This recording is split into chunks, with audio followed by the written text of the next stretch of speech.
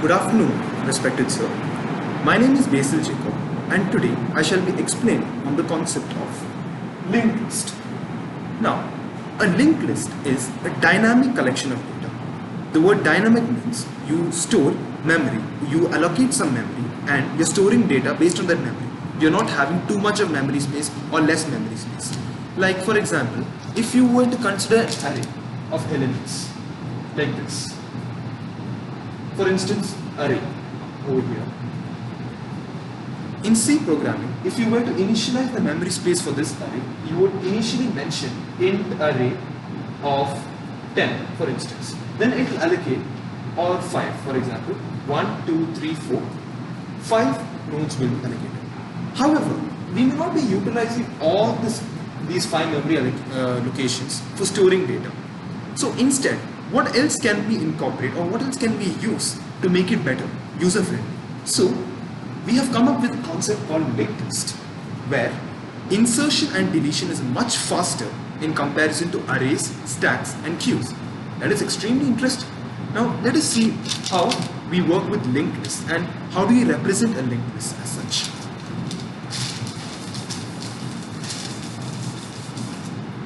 Now, a linked list consists of two fields.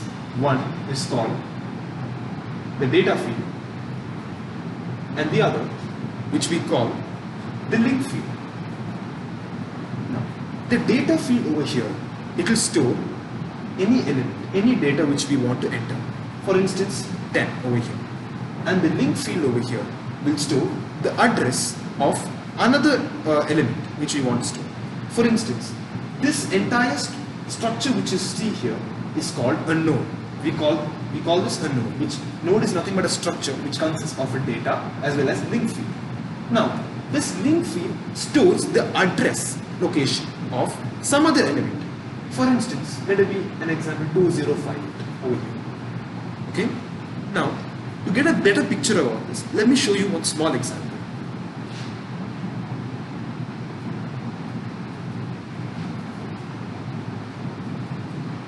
Now, we have 3 nodes as explained. Nodes because it has got 2 spaces, one to store the data, one to store the address. Now, suppose the address of this node is 1000, this 2000 and this 3000, and let the elements in this be 10, 20, 30. Now, there is actually a relationship between this node over here and this node over here. What is that relationship? Let us see. Now, what exactly does this node do is that it stores this element 10 over here will hold the address of the next node over here, which is 2000, which is stored here, and this node starts pointing to this, a single linked list. Similarly, over here we store the address of this node into this node. So we get 3000 here and it starts pointing here. Now, for this node, there is no place, there is no further nodes over here. So we do not need to create a link like we did in these two cases. So what do? We store null in this position to show that there is no address stored in that location.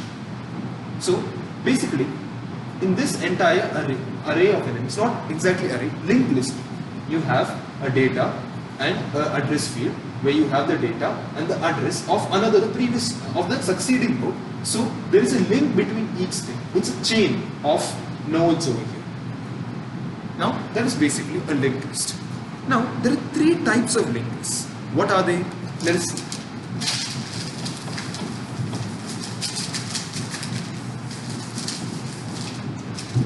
One, we have called the single linked list. The other, the double linked list. And the final one, the circular linked list.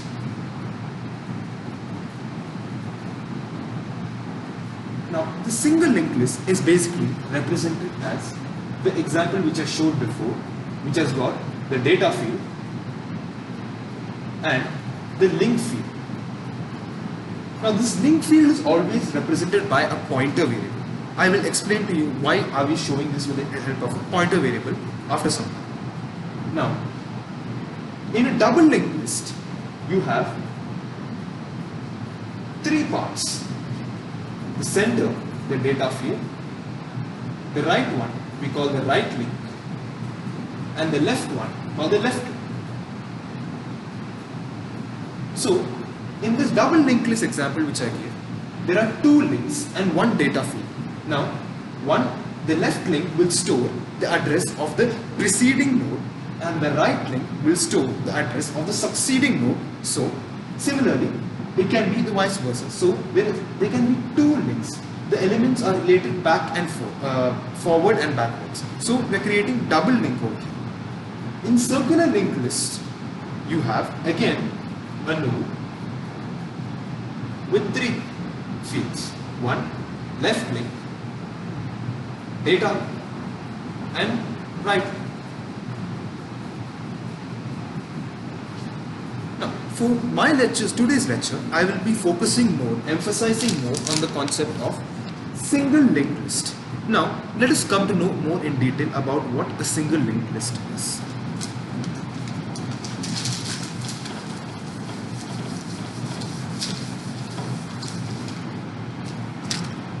Now, some of the basic operations which are performed on a single linked list are addition,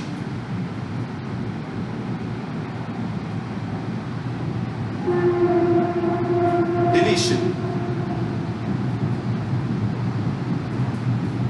display,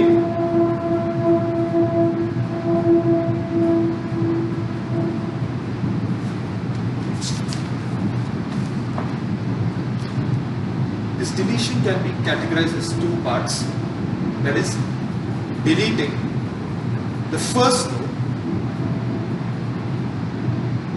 and the second one deleting any node. And under addition, again two parts. Addition at the beginning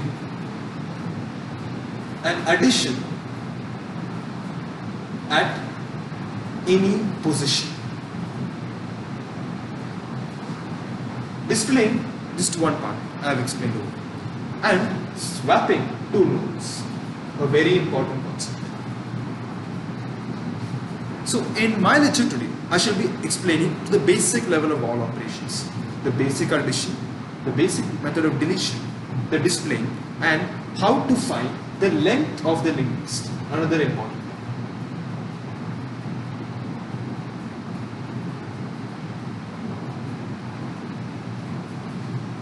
So let us start with the operation of addition.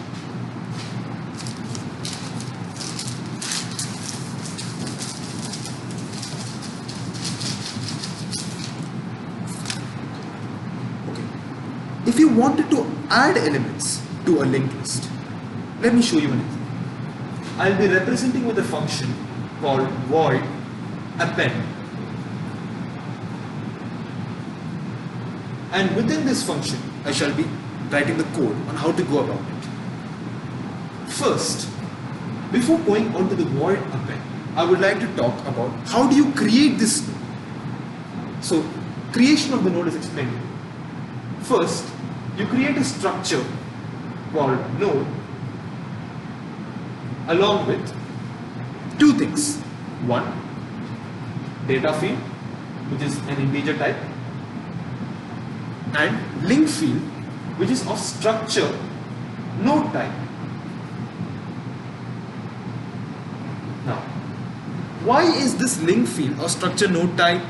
Because, as I mentioned earlier, we have a linked list represented as a data and address, where data is of integer type and address over here is of struct node star link type, because this is pointing, this link node as the entire thing is pointing to another node which is of type struct, which is why we represent it as struct node star link, which stores the address of another node into the preceding node, which is called struct node star link. Now, these are the main parts for the structure. Now we come to an end of the structure.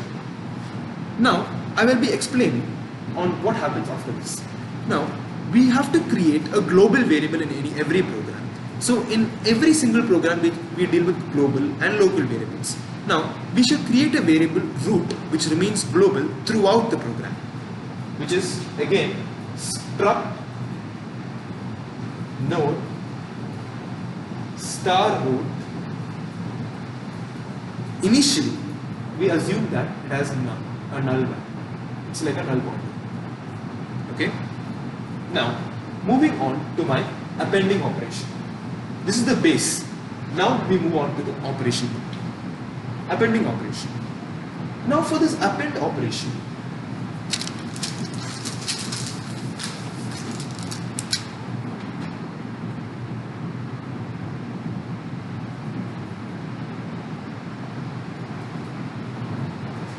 I shall be making use of a temporary variable which is again of struct node type.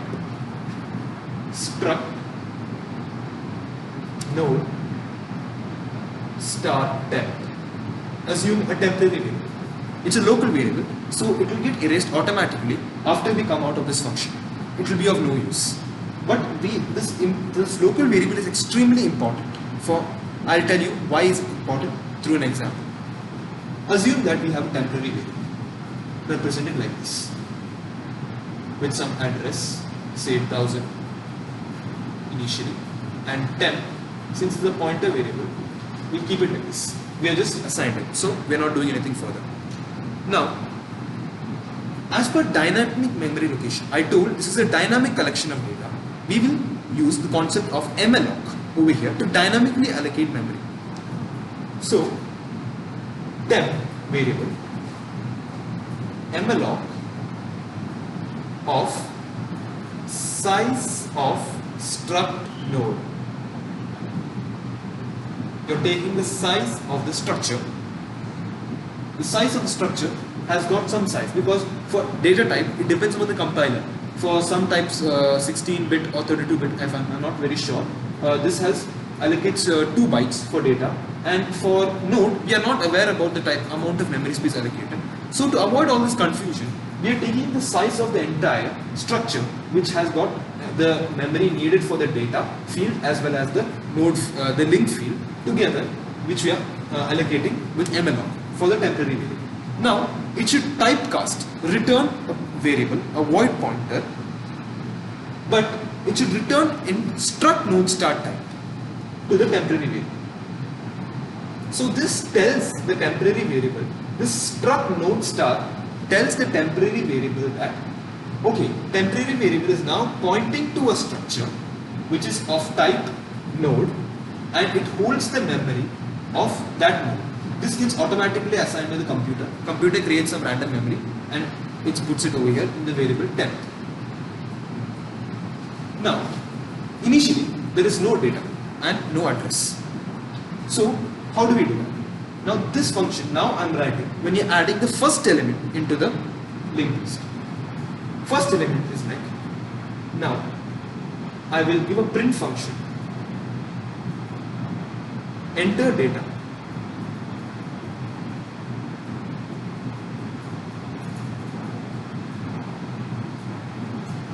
okay. Now I have to allocate some data to this data field over here and link field over here. I need to put some address. Now, very important, scanf is the way which we allocate, we put some data. Now in scanf, what do I do? Since the data is of type integer, %d, now be very careful over here because this can be represented as 1000. This is 1002 because this field occupies a memory of 2 bytes, and this I don't know about this part because how much the link field memory it's taking, I have no clue about it. So let's avoid that right now. Now what are we trying to do? We are trying to assign some data to address. Address temp with the arrow pointer data. That is temp to data address location. You're putting some data initially. Assume that it's 10. Okay? Now Now this pointer, this node which we have created over here, it has only data right now. It's not pointing to any other link. So the best thing to do is that to store at the link field null value. Now, because this null value is stored, initially this is null over here. Okay? Now we must do a checking. Every time you create a node, you should follow this syntax where you store a data into the data field and the null value into the link field. I'll tell you why this is important. Now there are two conditions which can occur in an append function. One thing, this may be the first node you're creating, or it could be the succeeding nodes which you're creating. But how do we check that? Let's come to that. Now, if root equal to null, as mentioned earlier, globally I had declared root as null. So root value has been null initially. Correct? Let me represent this.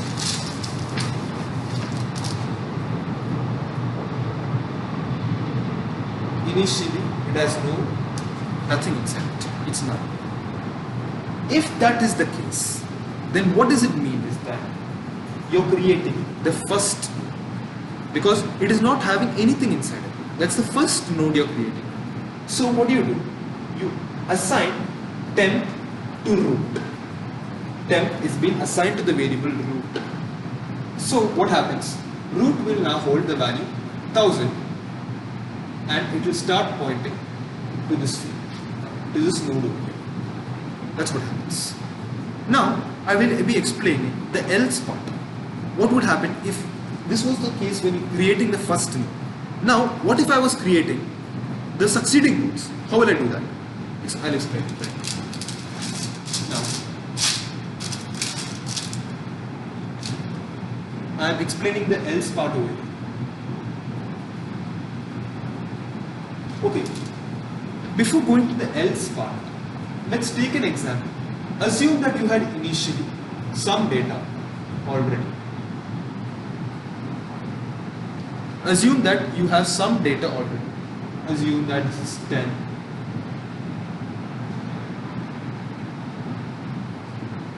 20, 30, 3000, 2000, 3000, starts pointing here, none. Okay. Now since you have already got some data, now what do? How do you go about this? The else part is explained. Again, you create a temporary variable which is of type struct. Struct node star p. Assume p. P is a structure. Basically, it's a what do I say? It's of type structure node, and it's a pointer variable over here. So I'll tell you how p becomes handy in this example over here. Now, if it's executing the else part, now this won't be executed the second time we run this function. So, but remember, when you run this function the second time, all these parts will get executed. So at that time, what we assume that temp had, suppose temp is 4000 pointing 40 and none. You have to store this node over here, created over here, to this linked list over here. How do we do that? I will show you. Now, this is a temporary variable p. Now, what do we do with this? Further example, I will show you. Now, initially, p is assigned the value of root. Why so? Because, like I mentioned earlier, root will be the pointer to all this. It's global. We don't want to affect that value. So let it be assigned like this. Root. Now, which holds the address 1000 over here. Now, if I'm putting p equal to root, what happens exactly is that the variable p, for example over here, I'm showing, p will now hold the value 1000. 1000 value of root it's holding. Now P is holding that value. Clear? Now what happens? Now P variable starts pointing to this entire structure. To this entire linked list, P is now pointing. Now that's the holding the address of the root value over here. Now what do we do with this? I'll teach you. P holds the value of root. Now it's holding 1000. Now to add the next one, how do we go about it? We put it in a while loop. While P, that is address to linked, this is P is now 1000. 1000 to link value, that is P to link. As long as it's not null, what do? You give P equal to P to link. So what happens over here is, as long as the link field is not null, that is it has some address of the next node or the preceding node, as long as it's not null, it has to keep on traversing till the end. So it will keep on going till the end, because as long as it's not null, it will go to the last one, because we want to append this element to the last. It has to traverse all the way to the last. So this while loop over here is used. And P equal to P to link. Initially P to link was, example, 1000 to link was 2000. 2000 not equal to null. 2000 is not equal to null. So what happens? P becomes P to link. Now P to link was 2000. Now P's value becomes 2000. Now 2000. While P to link, 2000 to link is 3000. Is that null? No. So P's value becomes 3000. Now 3000 to link, is it null? Yes, it is null. So at that point, this loop fails. It comes out. Now P is holding the value 3000. Now at that location, if you want to start connecting this node with this, what do? You have to store this 4000 over there. But we already know that temp variable is the variable which holds that value 4000, because which we initially created, temp, as per the void append function. So what do is P to link gets the value temp.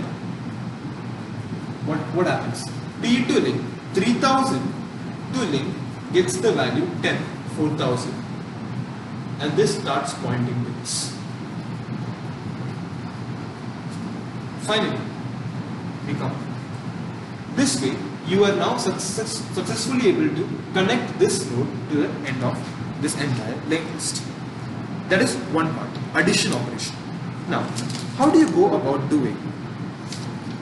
finding the length of the linked list? Another very interesting factor, which I'll tell you.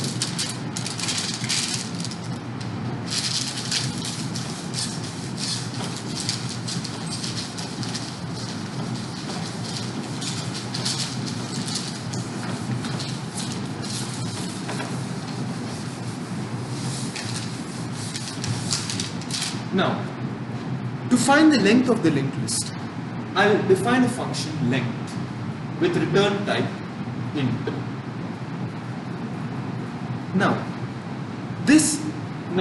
the return type is int, and the argument which is mentioned over here is of struct node star assume temp.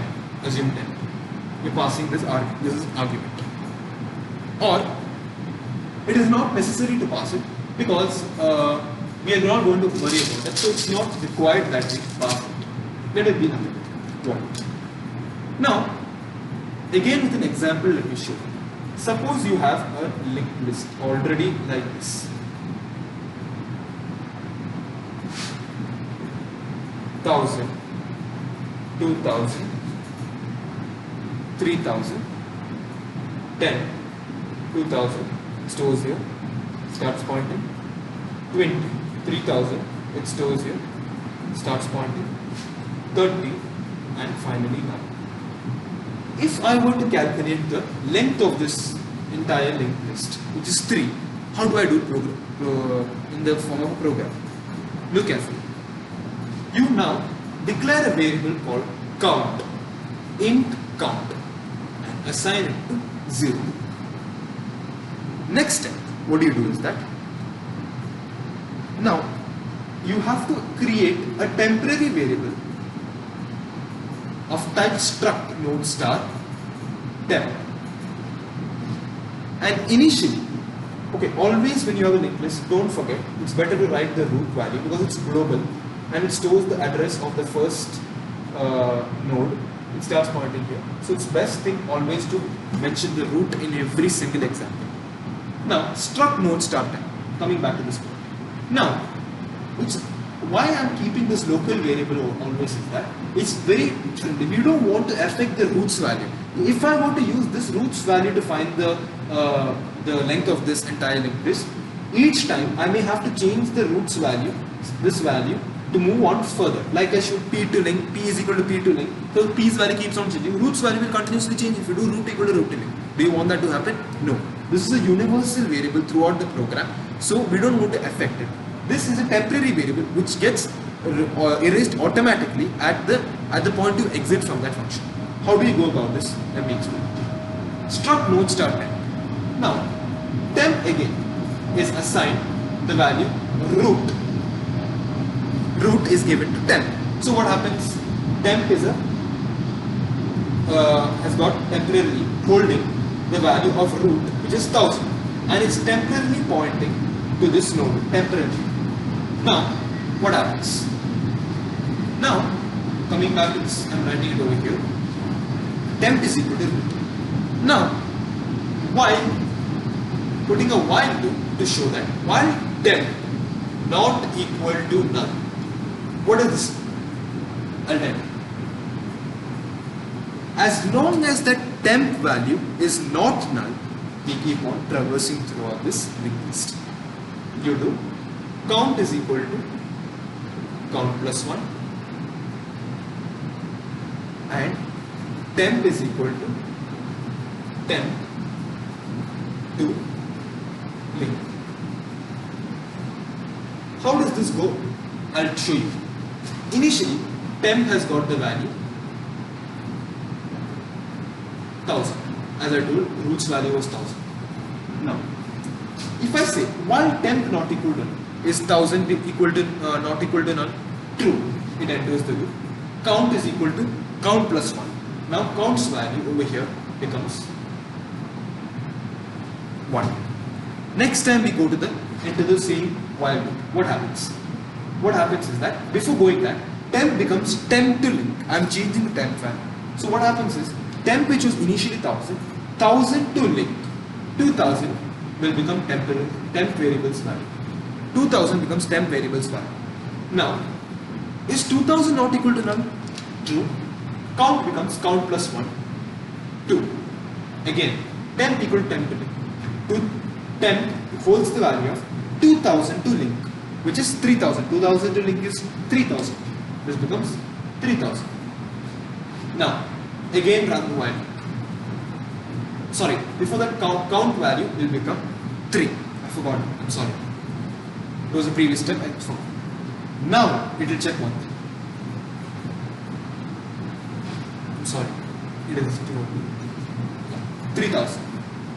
Now, while 3000 not equal to null, which is true. So count becomes 3. Then it does temp equal to temp to link, which is null. This time temp's value becomes null. Observe. Now what happens is while temp not equal to null, now it does not satisfy this while loop. It's a false condition. So this loop breaks. Breaking of this loop takes place, and finally, what do you get? The value which the count variable has got is the length of the list. You simply return that value count, and it can be used in any part of your program. This is how you find the length of your linked list. Now, moving on to how to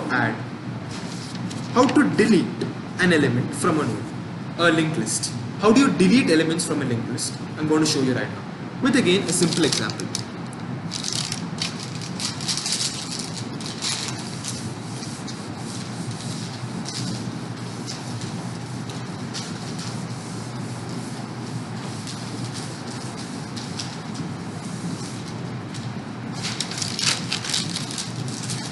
Now, this deletion is again represented by a function void delete of,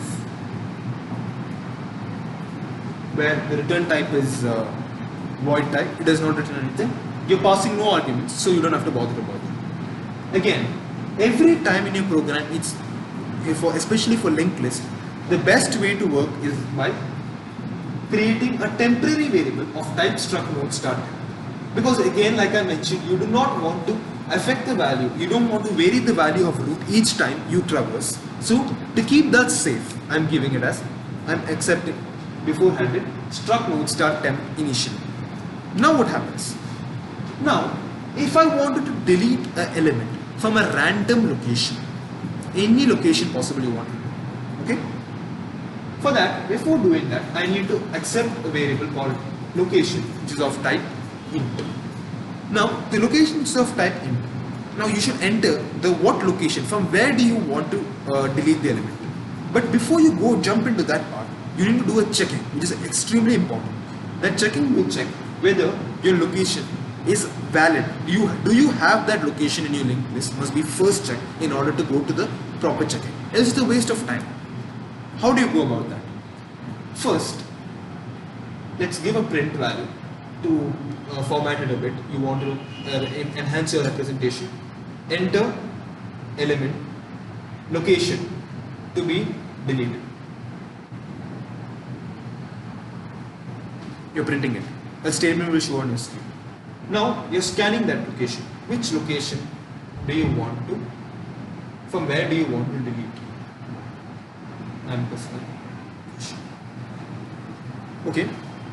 Now, if location, very important, watch carefully.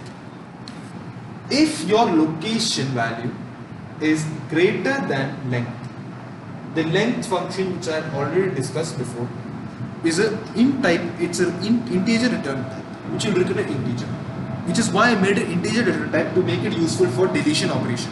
Which is why that's why I gave it the return type integer, so that it will compare with your location value. What happens right here? If it is greater than int, what is it? Let's print a statement called invalid location.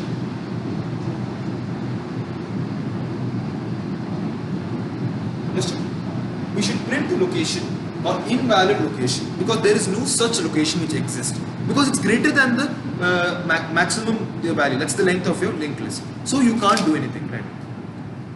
If this does not satisfy, let us go for another condition. Else, if location double equal to 1, suppose you wanted to delete the first location element. Let me show you the diagram over here to become more clear about it. To keep it simple, I am showing two node data over here. One is 10, this is 1000, 2000, this stores the address 2000, 20 and none. And the global variable root remains as it is, which stores the address of the first node, and it starts pointing over here. Now what happens over here is that, since it's holding the first value, now I've created a temporary variable with pointer which is of type struct node star. Now what do? I'm going to make use of that right now. I'm going to first initialize temp is equal to root. So temporarily the temp variable starts holding the value of root, which is 1000. It starts temporarily pointing over here. Now, what do? You want to delete this entire node and you want to make it start pointing to this node. How do you go about doing this? I'll show you. Now, in order to do this, you have to change this root value, which is initially holding the address of the first node.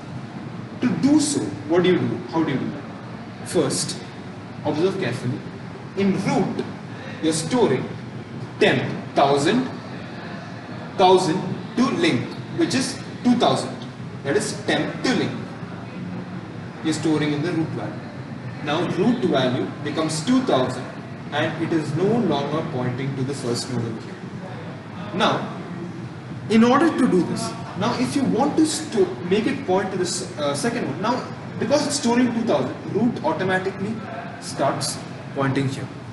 And temp to null over here, sorry, temp to link over there, you're going to store the value null. I'm doing this because I have broken the right side connection, the link between root and the first node, because you're deleting the first node here. How do I break the link between the first node and the second node? If it does not hold the address 2000, if it holds null, it is no longer pointing to the second node, because I want to remove this entire thing as such. So if you store the value null over here, automatically it stops pointing here. Now this is a waste memory space. You don't want to utilize it anymore. So after this portion, you should provide the free of temp. As per dynamic memory location, you free this entire memory is lost from your program. It is no longer available in your program. Now, this is for the example if the location greater than 10. If location is double equal to 1, if you want to delete the first node from your linked list.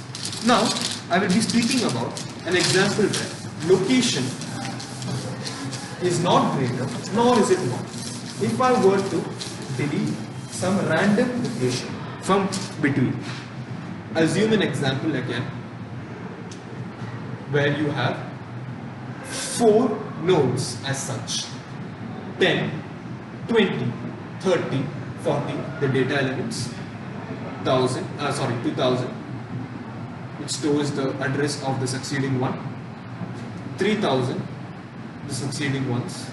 Always the preceding stores the succeeding node's address.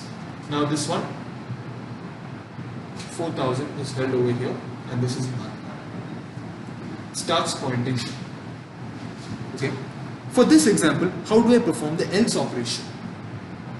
Else, in this case, I am making use of 2 variables, pointer variables of type struct node. I'll tell you why exactly.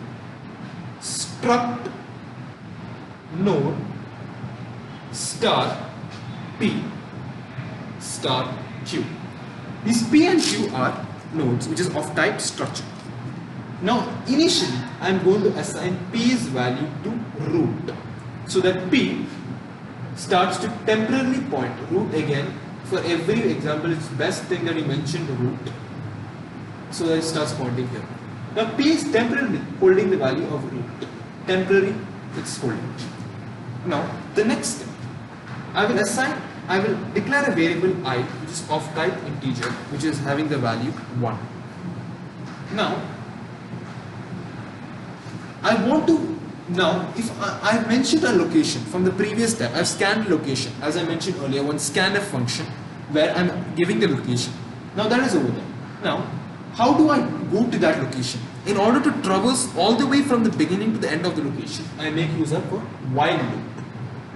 While I value less than location minus 1. Always when you come to deleting the nodes, always one step before. Why are we doing this? I will explain it to you properly right now. While I is less than location minus 1. Assume that your location was 4. If you wanted to delete the or say third node, okay, you wanted to delete the third node over here, the third node. Suppose location was initially 3, assume. Now, while I less than 3 minus 1, 2. What do you do over here? You have the initial local variable p, which you assign p to link. You're traversing all the way around. Now, p to link, p is 1000, 1000 to link is 2000. So p's value was initially 1000 when you made root. Now when you enter the while loop, p to link, 1000 to link will become 2000. This changes to 2000. Now you increment i's value, I plus plus. Now i's value becomes, what happens? I was initially 1. Now 1 plus 1 becomes 2. Initially i's value, as I declared here, was 1. Now 2 is less than, is 2 less than 2? No, it is false. So this while loop condition will fail. It will come out of this while loop. So what is p now having? P is holding the value 2000. So p stops pointing to this one. It starts pointing to this one. P is now pointing to the second node, which holds the address of the second node, which is 2000. Now, I stopped at one step before. Now, to delete the next step, I had given location 3, which is the next one, but I stopped at location 2. I made use of the location 2's address and I assigned it to P. In order to delete the location 3, I make use of the second local variable Q, which was initialized before. Q, which holds the value of P to link, which is, in this example, P to link is 2000 to link is 3000. Q holds the value 3000 and it starts pointing temporarily over here. Understood? Now what do you do? Now is the important part. You want to delete this node. Always you want to delete this node which is present at location 3. How do you go about it? Now there are two connections. Right connection from this node to the element 40 and left connection to the preceding which has got data 20. It's always best to first delete the right connection and later delete the left connection. Why so? If you were to delete the left connection initially, if I were to store null over here, what would happen? All this data from here would be lost because no longer are we allowing this node to point out to the next node. Now, to avoid that situation, the best thing you can do is first you break the right connection and then you break the left connection. Once, how do you do that? The right connection, now what? You want to point this over here. How do you do about it? So, in the P to link position, which is initially, P to link is 3000. 3000, now it's pointing here. You don't want to point to 3000 anymore. No longer do you want to point it there. So what do? You want it to point here. You have to store the address 4000. But where is that 4000 situated? That is Q to link. 3000 to link 4000. It is ready made available. So 3000 to link 4000 you're storing here. That is Q to link. Now this is no longer 3000. This stops pointing over here. Now this starts pointing over here. Now you want to break this connection given here. How do you break this connection over here? To break this connection, you have to put a null value here. How do you do about that? To do that, you do Q to link. Q to link is equal to Q to link is 3000 to link is null. It no longer points here. And finally, you want to free this. You don't want this anymore. How do you do about that? Give free of Q.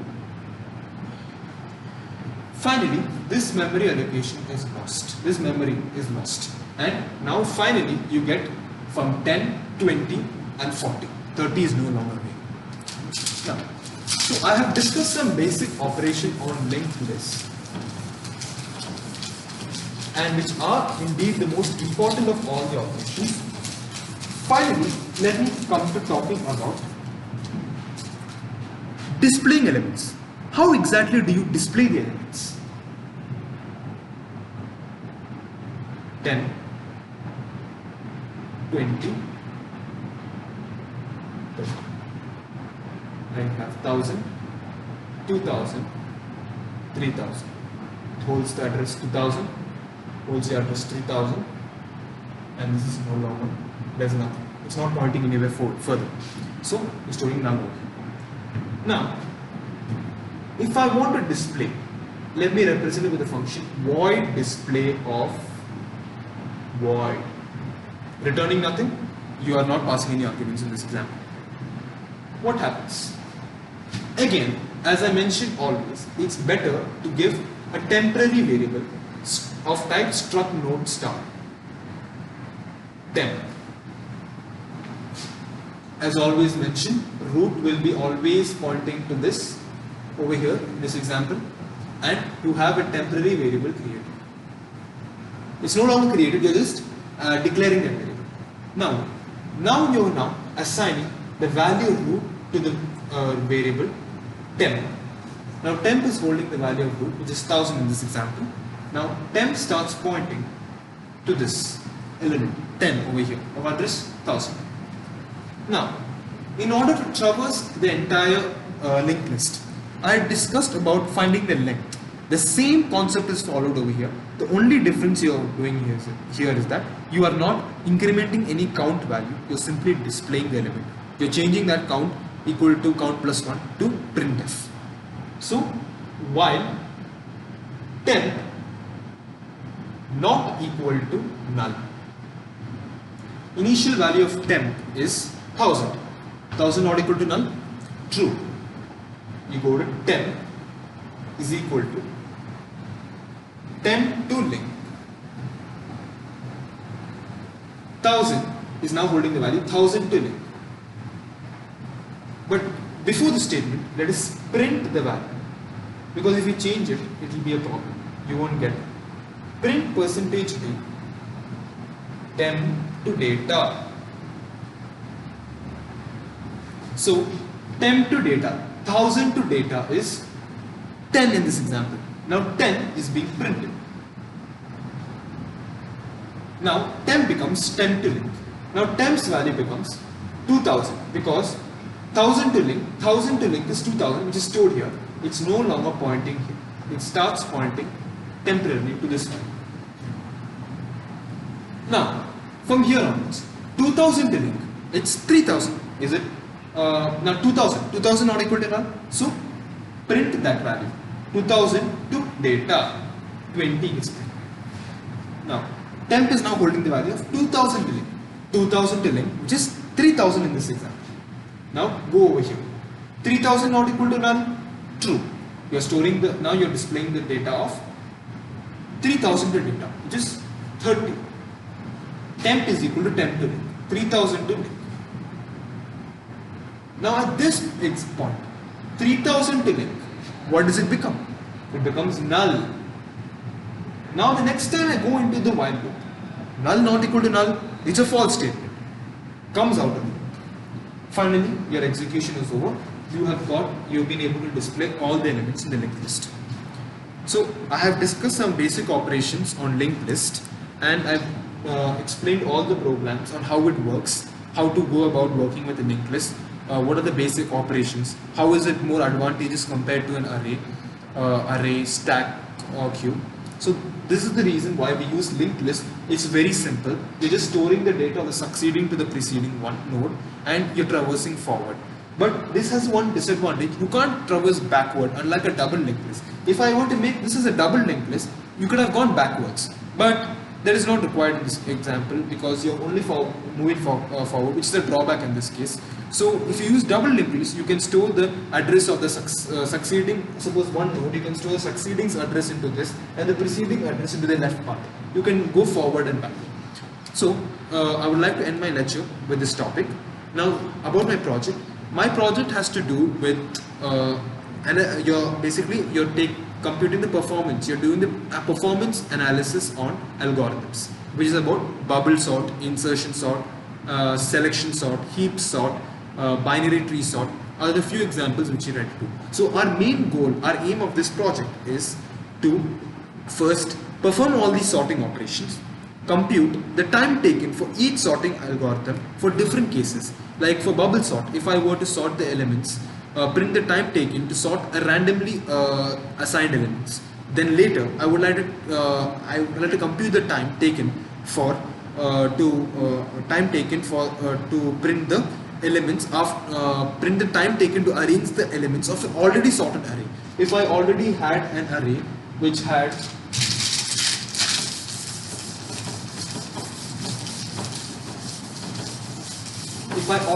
an array which is 10, 20, 30, it's already sorted.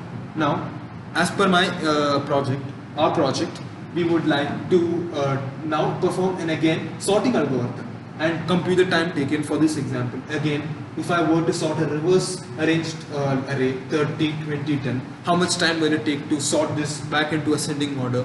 And again, the next example as to if all the elements were the same, 1, 1, suppose 1, how to sort this array, how much time will it take to sort this array?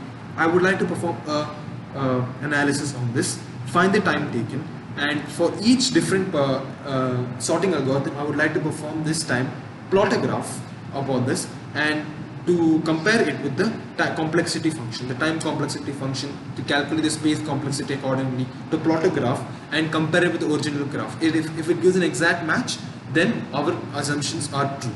So our project plans to do that. We have made use of pointers quite extensively, especially when it comes to binary tree sort, and in normal bubble sort and insertion sort, we have avoided the use of user-defined array. We have made use of pointers to again save memory space, and we have made use of a header file called time.h, which can be used to calculate the time taken by the program to execute.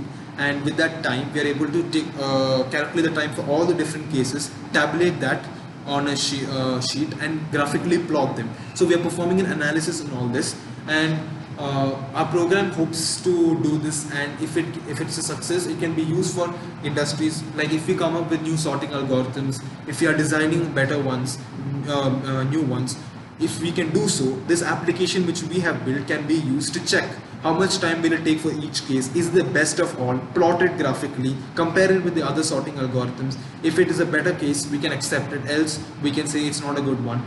So our project hopes to do that, and I would like to give full credits to Dr. Kaushal Ahmed sir for giving me this opportunity to present on my topic, which was about linked list, single linked list.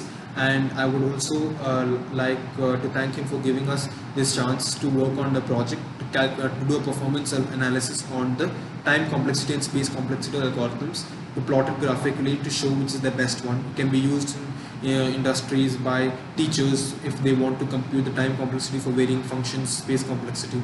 So that's about it. Thank you.